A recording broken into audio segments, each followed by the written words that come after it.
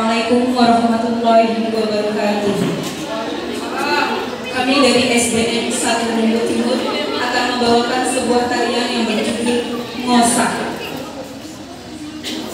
Peserta tari Kanza Adelia Akbar,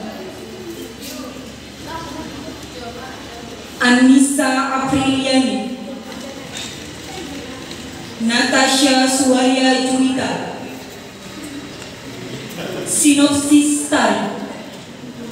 Tarian ini yang disebut ngosak mengangkat keunikan tradisi besok beras yang diawali dengan syukuran atas pernikahan, khitanan, dan acara syukuran lainnya di desa Runggut.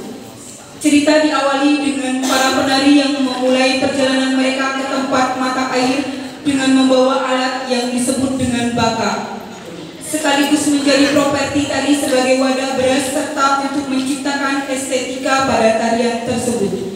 Seiring dengan alur tarian, penonton dapat melihat bagaimana penari membawa baka, alat tradisional untuk membawa beras pada saat prosesi pisuk beras. Gerakan-gerakan lembut dan gemulai menciptakan harmoni visual antara baka, beras, dan aliran air yang mengalir. Musik tradisional yang mengiringi tarian ini menciptakan suasana yang menyenangkan, sekaligus meningkatkan semangat gotong royong dalam masyarakat desa Runggut.